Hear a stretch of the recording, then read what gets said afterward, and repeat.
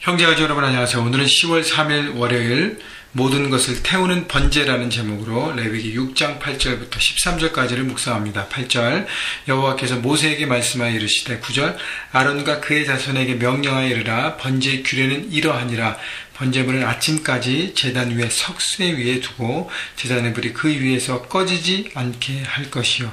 하나님 모세에게 말씀을 전하시는데 특별히 이 제사를 집행하는 제사장들, 그 모든 걸 관리하는 제사장들이 어떻게 그 제사 때마다 그것을 관리하고 섬기는지 그 규례를 말씀하십니다. 그래서 이제 번제부터 다시 말씀하시는데 이 번제물을 아침까지 제단 위에 있는 석쇠에 두고 계속적으로 불로 태워서 그 불이 꺼지지 않게 하라 그랬습니다. 당시에 보면 그 출애굽기 하나님의 제사에 대한 명령에 의해서 번제를 아침에 한번 드리고 저녁에 한번 드렸습니다. 이 얘기는 저녁에 드린 그 번제물을 밤새도록 태워서 아침까지 그 제단 위에 완전히 태울 때까지 놔두라는 것이죠. 여러분, 그래서 번제물은 완전히 태우는 것입니다.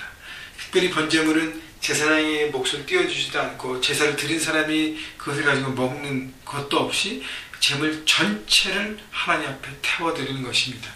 그렇기 때문에 그 불로 번제물을 태우면서 조금 이제 다 탔겠지 하고 겉에만 이렇게 타는 걸 보고 놔두라는 것이 아니라 밤새도록 그것이 태워서 완전히 소각되도록 하라는 것입니다. 그래서 번제는 완전히 모든 것을 태우는 제사임을 다시 한번 말씀하시고요. 그래서 태우는 흉내만 내면 안 되고요. 태우는 척 하다가 이쯤 하면 되겠지 하고 끝내면 안 된다는 것이죠.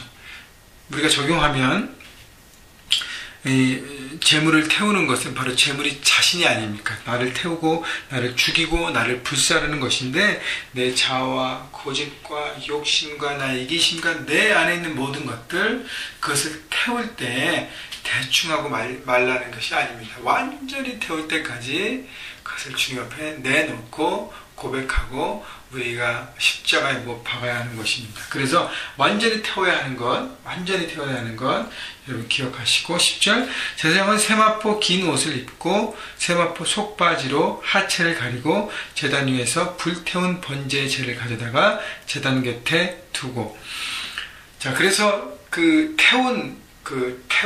번제물을 태운 그 재가 났는데 재를 어떻게 다룰 것인지 그 재를 가져다가 이제 제단 곁에 두는 그 모든 과정에서 제사장은 세마포의 긴 옷을 입으셨습니다. 그리고 세마포 속바지로 하체를 가려야 했는데 그 전체 몸을 가리고 특별히 구별된 옷을 입고 그것을 집행하라는 것입니다. 다시 얘기하면 세상과 구별되고 그 분리되고 그래서 거룩함을 유지하라고 얘기하는 것입니다. 근데 이 거룩함을 보면서 거룩함은 구별됨인데 세마포의 옷을 입는 것은 너무 형식적이 아닙니까? 마음이 중요하지 않습니까? 라고 얘기하지만 형식과 내용이 다 중요합니다. 여러분 이 제복 있죠? 유니폼 같은 것을 입으면 마음가짐이 틀려집니다. 제가요 한국에서 교회 생활할 때 성가대를 한 적이 있었는데 성가대에 가운을 입잖아요. 뭐 가운을 입어도 되고 안 입어도 되지만 이 가운을 입으면 마음이 틀려집니다. 뭔가에 이렇게 입었기 때문에 내가 거룩한 하나님의 찬양대에 찬양을 해야 된다는 그 마음이 생기는 거예요. 여러분 밖에 나갈 때도요. 학생 때 교복을 입고 나가는 거하고 그냥 사복으로 보통 차리고 나가는 거하고 틀립니다. 교복을 입으면 어떻게 되죠? 행동과 모든 것도 좀 조심하고 학생다운 면모를 살아야 되지 않겠습니까? 마찬가지로요.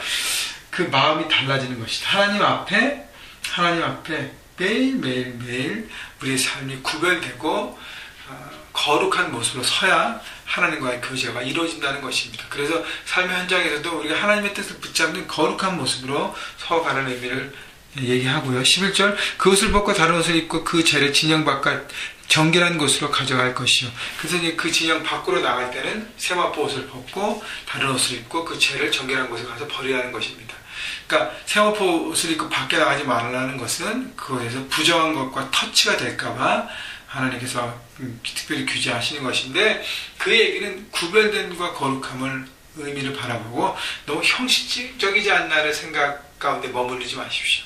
형식을 지키고 그 중심을 지키는 것이 가장 좋은 것이고 형식이 중심을 거는 게 반대가 되면 그건 벗어버려야 되죠. 그렇지만 형식을 지킴으로 내 중심을 그렇게 드리는 것, 그것이 바로 최고의 거룩함이라고 저는 생각합니다. 12절, 제단 위에 불은 항상 피워 꺼지지 않게 할지니 제사장은 아침마다 나무를 그 위에서 태우고 번제물을 그 위에 벌려놓고 화목제의 기름을 그 위에 불사를 찌며.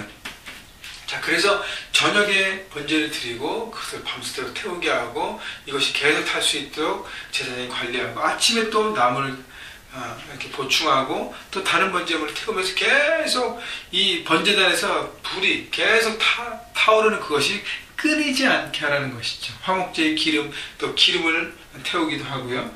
13절, 불은 끊임없이 제단 위에 피워 꺼지지 않게 할 것이라.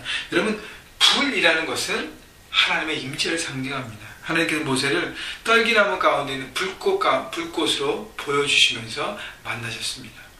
그리고 하나님이 출애굽한 이스라엘 백성들을 밤에 불기둥으로 인도하셨습니다. 그 하나님의 임재의 상징이에요. 그래서 불이 계속적으로 타오르게 하는 것은 내 삶에 하나님의 임재를 날마다 구하고 하나님 나와 함께 하심을 바라보고 그렇게 삶의 현장에서 살아가는 것이죠.